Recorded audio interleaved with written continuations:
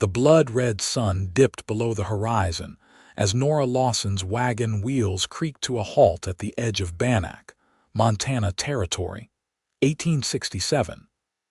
Exhaustion lined her face, but determination burned in her eyes as she surveyed what would be her new beginning. The Gold Rush town sprawled before her, a collection of weathered buildings and broken dreams, the last place her late father had written about before consumption took him 3 months prior. Nora brushed dust from her simple blue dress and adjusted her bonnet. At 24, she had buried both parents and sold their failing farm in Ohio to chase the only family connection she had left her father's mining claim near this remote outpost. She hoped the deed in her satchel was worth the grueling 2-month journey. The main street bustled with miners, merchants, and the occasional well-dressed gentleman, but Nora noticed how the women walked in pairs or hurried along with downcast eyes. Bannack had a hardness to it that made her clutch her small leather purse tighter. "Miss, you'll be wanting the hotel." A gruff voice called out. An older man with a gray beard approached her wagon. "Streets ain't safe for a woman alone after dark." "Thank you, sir," Nora nodded. "Is there a place I might stable my horses as well? Livery's just down the way. I'm Harold Finch, town blacksmith." He gestured toward a sturdy building with smoke rising from its chimney. "New to Bannack, I take it, Nora Lawson.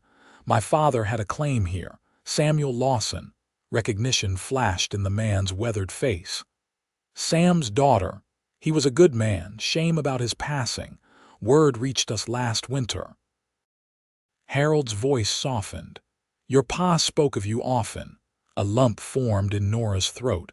"I've come to see about his claim. Is it still viable? Best speak to Jenkins at the assayer's office tomorrow. For now, let's get you settled." Harold helped her guide the wagon toward the livery. As they approached, Nora noticed a man sitting alone on a bench outside the stable. Even in the fading light, she could see his broad shoulders were shaking slightly. His head was bowed, hat resting on his knee, revealing dark hair streaked with dust. In his hands, he clutched something small and delicate, a cream-colored apron with tiny embroidered flowers along its hem. Harold's voice dropped to a whisper. "That's Jake Ellis. Lost his wife to fever 3 weeks back. Been like that most evenings since they put her in the ground." Nora felt a pang of sympathy. She knew grief's cruel grip all too well. Harold cleared his throat. "Jake, got a lady here needs to stable her horses." The man startled, hastily wiping his face with his sleeve before standing. He was tall, with features carved by sun and hardship. His eyes, red-rimmed but strikingly blue, met hers briefly before looking away. "Evening, madam." His voice was deep but unsteady. He tucked the apron inside his vest, but not before Nora glimpsed the care with which he handled it. "Mr. Ellis is our livery owner," Harold explained. "Best horseman in the territory." Jake Ellis nodded stiffly, taking the reins of Nora's team. "I'll see to your animals, madam. They'll be well tended." "Thank you, Mr. Ellis," Nora replied softly. As he led her horses away, she noticed how his shoulders remained rigid, as if holding back a flood. Harold walked her to the Bannack Hotel, a 2-story wooden structure that had seen better days. "Rooms $3 a week. Baths extra. Mrs. Tillman runs a respectable place." After getting settled in her small but clean room, Nora unpacked her few belongings. Her father's last letter lay atop her clothes, his excited descriptions of Bannack's possibilities, a stark contrast to the hollow-eyed man she just met at the livery. Sleep came fitfully that night, her dreams filled with images of her father's hopeful face and the cowboy clutching an apron as if it were his last connection to life itself. Morning brought golden light streaming through thin curtains. Nora dressed quickly and made her way downstairs, where Mrs. Tillman, a plump woman with sharp eyes, directed her to a table for breakfast. New faces don't last long in Bannack, the older woman observed while pouring coffee. They either strike it rich and leave, or give up and leave, or put down roots so deep they become part of the land. I'm here about my father's claim, Nora explained between bites of surprisingly good biscuits. Samuel Lawson. Mrs. Tillman's expression softened. Sam was well-liked, honest man, paid his bills on time. She refilled Nora's cup. His claim's up Grasshopper Creek, about 3 miles out. Jake Ellis's place borders it. The mention of the grief-stricken livery owner piqued Nora's interest. Mr. Ellis, I met him yesterday. He recently lost his wife, Mrs. Tillman nodded solemnly. Sarah Ellis, sweet girl. They'd been married just 2 years when the fever took her. Had the whole town grieving but Jake. She shook her head. Man's barely eating. Works the livery, tends his small ranch, but the light's gone out of him. After breakfast, Nora made her way to the assayer's office. Mr. Jenkins, a bespectacled man with ink-stained fingers, confirmed her father's claim was indeed still registered in his name. Your pa found some color but nothing substantial, Jenkins explained, showing her a crude map. Still, he kept up his payments. Land's yours now if you want it. Cabin's simple but sound. He was fixing it up nice before he headed east last fall. Nora studied the map, noting how her father's claim bordered Jake Ellis's ranch. I'd like to see it, she said. Not safe for a woman alone, Jenkins frowned. Bandits sometimes. I can handle myself, Mr. Jenkins, Nora interrupted, patting the small revolver in her pocket, another of her father's legacies. But I would appreciate directions. Jenkins reluctantly provided detailed instructions, still suggesting she find an escort. Nora thanked him and headed to the livery to retrieve her wagon. Jake Ellis was shoeing a horse when she arrived, his movements precise despite the obvious weariness in his frame. He glanced up at her approach, recognition flickering in his eyes. Miss Lawson, he nodded, setting down his tools. Your team's rested well. Mr. Ellis, Nora replied. I'm told you might know the way to my father's claim. Samuel Lawson. Jake wiped his hands on a rag. Sam's place. It borders my southern pasture. Something like genuine interest momentarily replaced the grief in his expression. You planning to work it yourself? I intend to see it first, Nora said. Decide from there. Jake studied her for a long moment. It's not an easy journey, creeks running high with spring melt. Nora straightened her shoulders. I've come from Ohio alone, Mr. Ellis. I believe I can manage a few more miles. A ghost of a smile touched his lips before disappearing. No doubt you could, Miss Lawson, but there's no sense in making things harder than they need be. He gestured to his saddled horse. I was heading that direction myself. Could show you the safest crossing. Surprised by the offer, Nora nodded gratefully. I would appreciate that very much. The journey out of town followed a winding trail alongside Grasshopper Creek. Jake rode slightly ahead, occasionally pointing out landmarks or warning of treacherous spots in the road. He spoke little, but Nora noticed how his eyes constantly scanned their surroundings, alert to any danger. Your father built on a good spot, Jake eventually said as they forded a shallow section of the creek. High enough to avoid flooding, sheltered from the worst winds, but with enough clear land for crops if you've a mind to farm. Did you know him well? Nora asked. Jake nodded. Helped him raise the cabin walls. Sarah, his voice caught momentarily, my wife baked him bread when he first arrived, said no man should eat his own cooking if there was a woman within 10 miles. Nora smiled at the image. She sounds kind. She was. Jake fell silent again, his jaw tightening against memories. They rounded a bend, and suddenly Nora saw a small log cabin nestled against a backdrop of pines, with a rough-hewn porch and a stone chimney. Her father's dream, made real before his life ended too soon. "There it is," Jake said unnecessarily, watching her face. Nora felt tears threatening but blinked them away. She would not cry in front of this man who carried his own grief so heavily. The cabin was simple but solidly built, with a single main room containing a stone fireplace, a rough wooden table with 2 chairs, a narrow bed frame, and shelves lined with basic provisions. A small lean-to attached to the back held tools and mining equipment. "He was planning to add another room," Jake explained, gesturing to stacked lumber behind the cabin. "Had notions of bringing you out here once he struck it rich." Nora ran her fingers over the table's surface, finding her father's initials carved into one corner. "Thank you for showing me, Mr. Ellis." Jake nodded, stepping outside to give her a moment alone with her thoughts. Nora opened the cabin's single window, letting fresh air dispel the musty smell of abandonment. Outside, she could see Jake standing at the edge of the property, looking toward his own land in the distance. After collecting herself, Nora joined him outside. "It's more than I expected," she admitted. "I think I could make something of it." Jake looked genuinely surprised. "You're planning to stay?" "I have nowhere else to go," Nora said simply. "And this is the last connection I have to my family."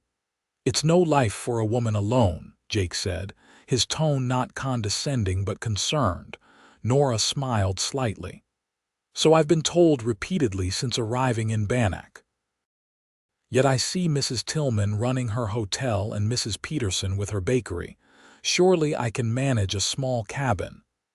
"Those women are in town with people nearby," Jake pointed out. "Out here," he gestured to the wilderness surrounding them, "it's different. Winter's harsh. Animals prowl.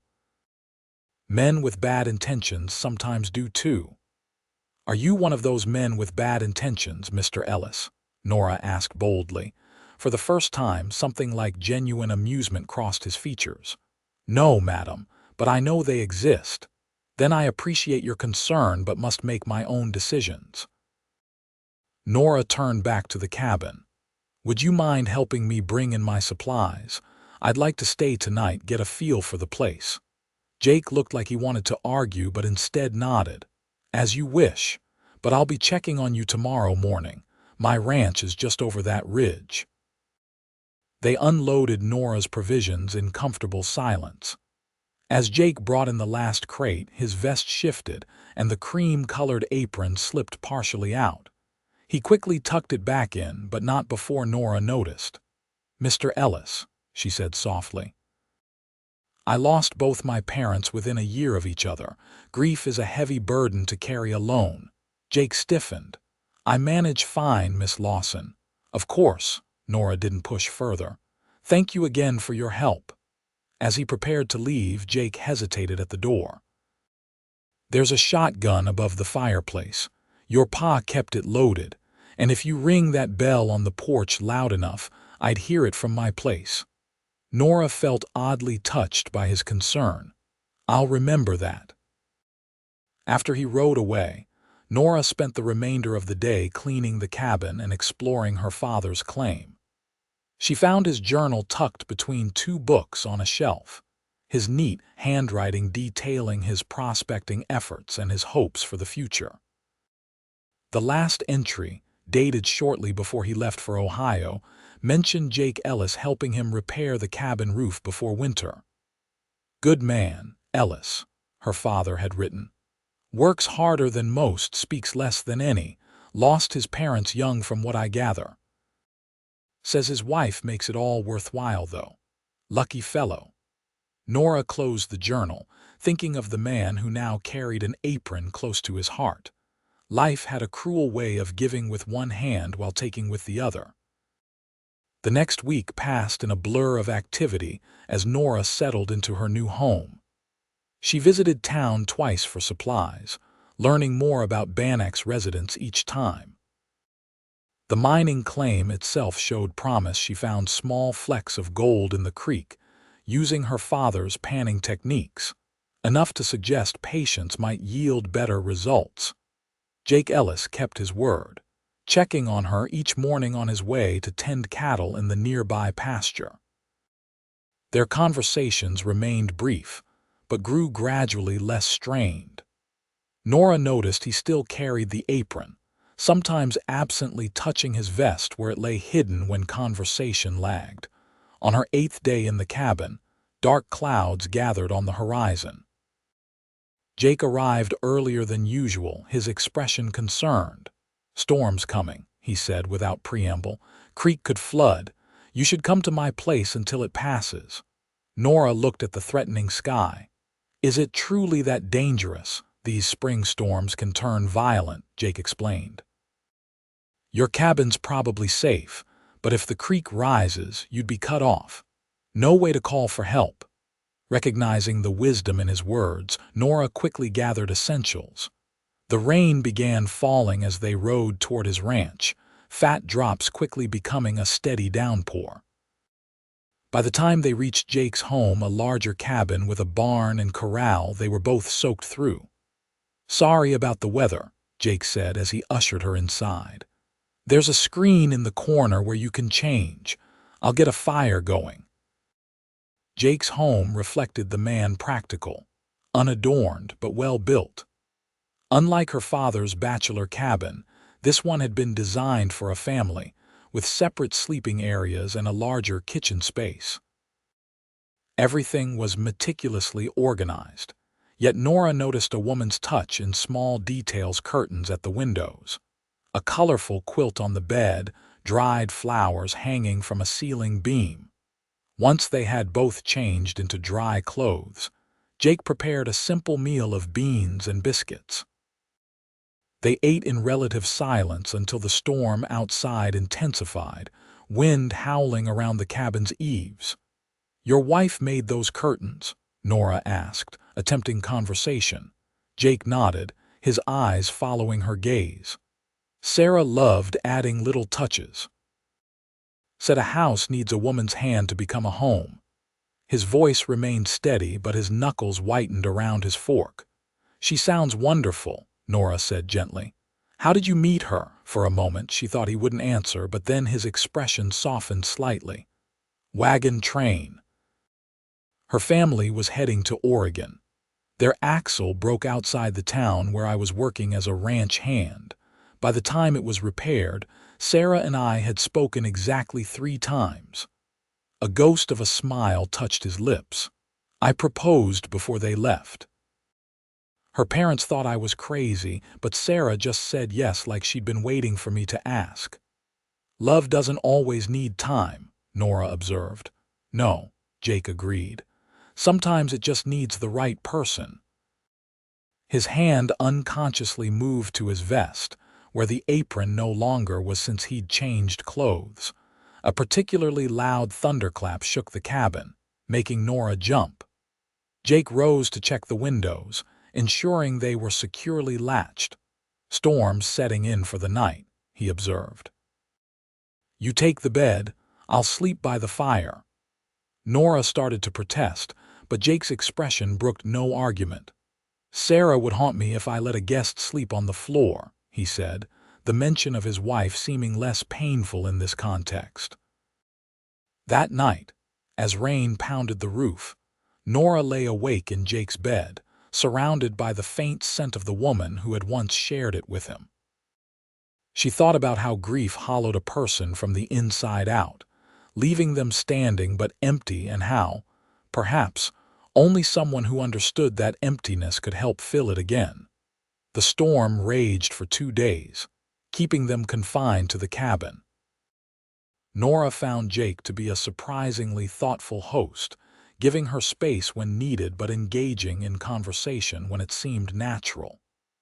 On the afternoon of the 2nd day, as they sat by the fire mending tack, Jake unexpectedly opened up about Sarah.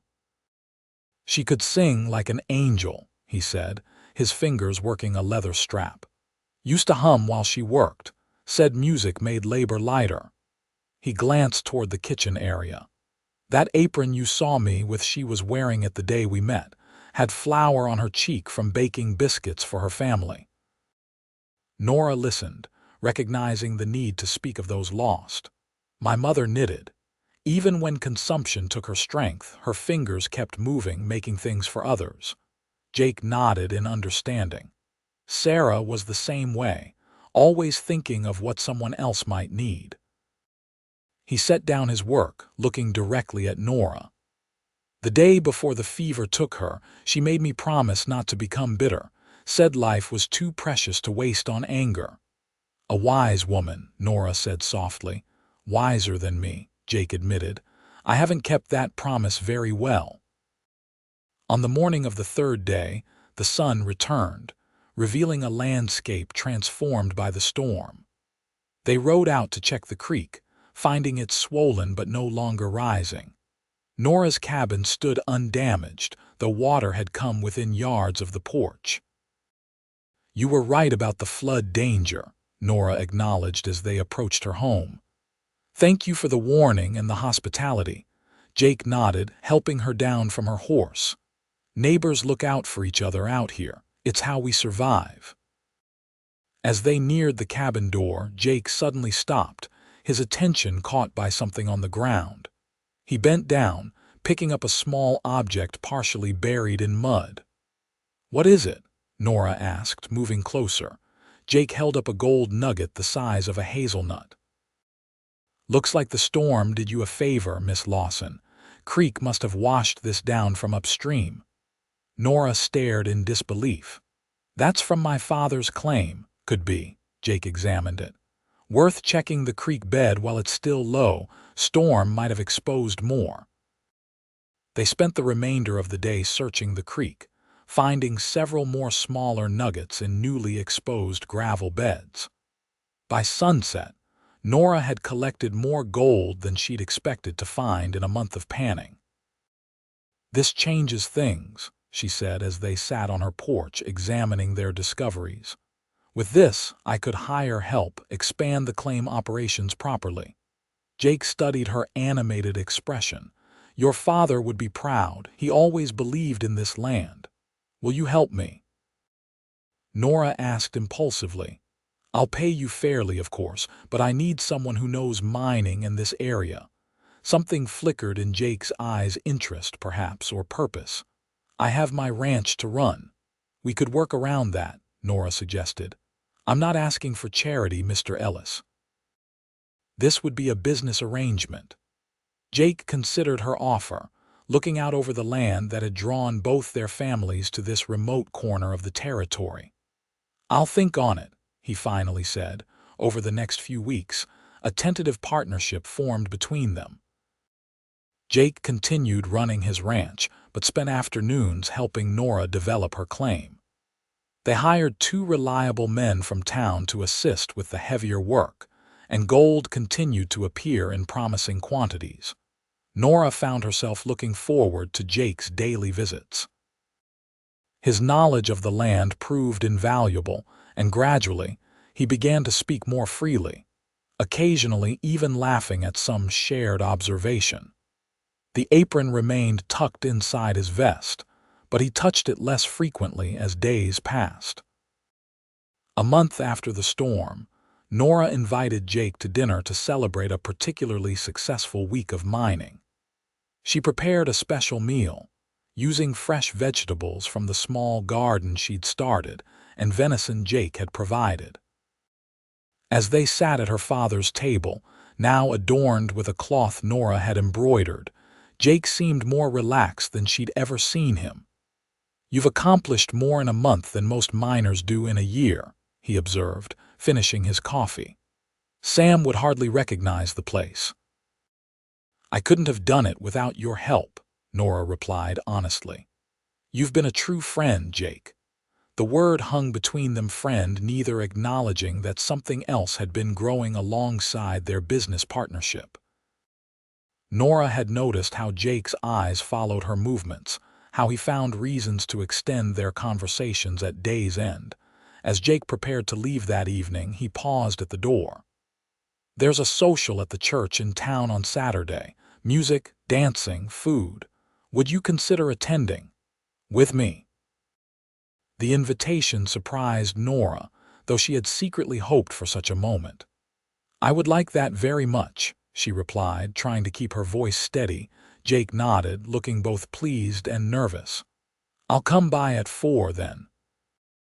After he left, Nora found herself smiling at the closed door, wondering if this fragile new beginning might survive the shadows of their respective pasts. Saturday arrived clear and warm. Nora wore her best dress, a blue calico with lace trim, and spent extra time arranging her hair. When Jake arrived, he too had made an effort, wearing a clean shirt and jacket, his usually unruly hair neatly combed. "You look lovely," he said simply, offering his arm. The social turned out to be larger than Nora expected, with families from surrounding homesteads joining Bannac's residence. Tables laden with food lined one wall of the church, while a small group of musicians played lively tunes in the corner. Children darted between adults, their laughter a counterpoint to the music. Nora noticed several women watching them curiously as they entered. Mrs. Tillman approached immediately, her expression a mixture of surprise and approval. "Miss Lawson, Mr. Ellis," she greeted them. "Wonderful to see you both here." Throughout the evening, Nora was introduced to what seemed like half the territory. Everyone had questions about her claim and comments about Jake's emergence from seclusion.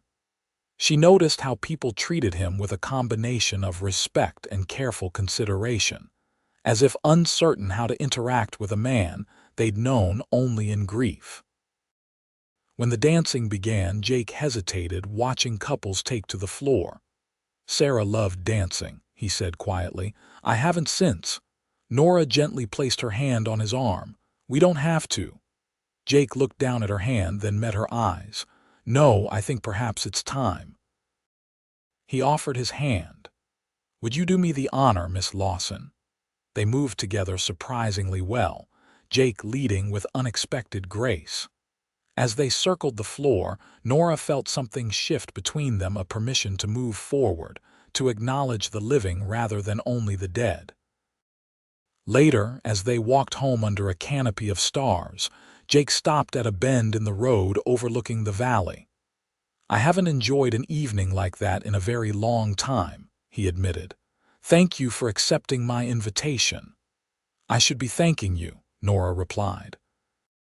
"It was wonderful to feel part of a community." Jake turned to face her, his expression serious in the moonlight. "Nora, I've been thinking about what comes next, for the claim for my ranch." He paused, choosing his words carefully. "For us, perhaps." Nora's heart quickened. "And what are your thoughts? That life continues, even when we think it shouldn't."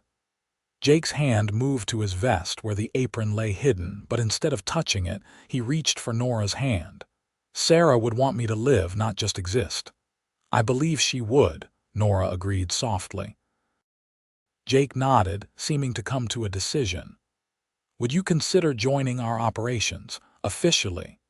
Your claim, my ranch, they border each other for a reason. Together, we could build something substantial." Nora understood he was offering more than a business proposition, even if he couldn't yet frame it differently. "I would like that very much, Jake, but I think we should take our time, make sure it's right for both of us." Relief washed over his features. "Of course, no rushing." The following months brought changes to both their lives. The claim continued producing enough gold to fund improvements to both properties. Nora expanded her garden and added chickens to her homestead. Jake hired additional hands for his growing herd of cattle. They fell into a comfortable routine of shared meals and daily cooperation. Townspeople began to speak of them as a unit Ellis, and Lawson, their properties increasingly viewed as a single operation. Nora found herself spending as much time at Jake's ranch as at her own cabin, helping with accounts and household matters. Summer faded into autumn, bringing vibrant colors to the mountains and a sense of urgency to their preparations for winter. On an October evening, as they sat on Jake's porch watching the sunset, He finally spoke the words that had been building between them. "I love you, Nora," he said without preamble, his voice steady but vulnerable. "I didn't think I'd ever say that to anyone again, but it's true." Nora turned to him, taking his weathered hand in hers. "I love you too, Jake. I have for some time now. I know I still carry Sarah with me," he continued, his free hand touching his vest where the apron remained. "Part of me always will. But my heart has room for you, too, more room than I thought possible." "We all carry those we've lost," Nora said gently. "They shape us, but they don't define our futures." Jake nodded, drawing a deep breath. "Which is why I want to ask you properly." He reached into his pocket, producing a small gold ring. "Would you marry me, Nora Lawson? Build a life with me here on this land that brought us together?" Tears welled in Nora's eyes as she nodded. "Yes, Jake Ellis. I would be honored to be your wife." The wedding took place in Bannack's small church 2 weeks later, with seemingly the entire community in attendance. Mrs. Tillman supervised the wedding feast, declaring it high time Bannack had something joyful to celebrate. That evening, as they returned to Jake's ranch, now their home, Nora noticed Jake seemed unusually quiet. "Are you happy?" she asked as they stood in the doorway of the cabin. Jake smiled, the genuine warmth reaching his eyes. "Happier than I believed possible again." He led her to the bedroom, where a wooden chest sat at the foot of the bed. "I have something to show you." Opening the chest, he carefully removed Sarah's apron, the cream fabric still showing signs of careful preservation. He held it for a moment, then looked up at Nora. "I've carried this every day since I lost her," he said quietly. "It was my way of keeping her close, of remembering what I'd lost." He smoothed the fabric with gentle fingers. "But I realize now it's become a barrier between me and living." Nora watched him, understanding the significance of the moment. "What would you like to do with it?" Jake carefully folded the apron and placed it back in the chest. "Keep it safe, honor the memory, but stop carrying the grief like a shield." He closed the lid. "Sarah would approve of you, of us. She always said love was meant to grow, not diminish." Nora stepped into his embrace. "Thank you for sharing her with me in your own way, for letting me know the woman who first captured your heart." Jake held her close. "And thank you for showing me that life continues, that joy can return even after the darkest times." Winter came early that year, blanketing the valley in snow before November ended. Nora and Jake settled into married life, combining their operations and planning expansions for the spring. The gold from Nora's claim provided security, while Jake's growing herd promised long-term stability. One evening, as a blizzard raged outside their snug cabin, Nora was searching for extra blankets when she came across Sarah's apron in the chest. She hesitated, then gently lifted it out, studying the delicate embroidery along its edge. Jake found her there, kneeling beside the open chest. He paused in the doorway, his expression unreadable. "I'm sorry," Nora began. "I was looking for it's all right," Jake said, joining her beside the chest. "You don't need to apologize for touching it." Nora looked down at the apron in her hands. She had beautiful needlework. "The flowers are so detailed." Jake nodded, reaching out to trace one of the tiny blossoms. "Wildflowers." She said they reminded her of freedom. His voice held fondness without the sharp edge of grief that had once accompanied any mention of Sarah. An idea formed in Nora's mind as she carefully refolded the apron. "Would it be all right if I wore this sometimes? When I'm cooking or gardening? It seems a shame for something made with such love to remain hidden away." Jake looked surprised, then thoughtful. "You'd want to, if you're comfortable with it," Nora said. "I think there's something beautiful about keeping her memory alive in practical ways, not just in sorrow." Jake's eyes grew moist. I think Sarah would have liked that very much." He took Nora's hand, bringing it to his lips. and so would I. The following morning, as Nora prepared breakfast wearing Sarah's apron, Jake watched her from the table, a genuine smile spreading across his features, the kind of smile that had once seemed impossible to imagine on his grief-etched face. "What?" Nora asked, noticing his expression. "Just thinking about how life surprises us," Jake replied. "A year ago, I couldn't imagine smiling again. Now I can't imagine not waking up to your smile every day." Spring brought new life to the valley. The creek ran high with melted snow. Nora's claim continued yielding gold, and the ranch's herds increased with healthy calves. But the most significant new beginning came in April, when Nora confirmed what she'd suspected for weeks. "We're going to have a baby," she told Jake one evening as they sat on the porch, watching the sunset paint the mountains gold and crimson. Jake's expression transformed from surprise to wonder to joy in the space of seconds. He gathered Nora in his arms, laughing in a way she'd never heard before, uninhibited and radiant with happiness. "A baby," he repeated, his hand gently resting on her still flat stomach. "Our child. I thought perhaps we might name it Samuel if it's a boy, after my father," Nora suggested.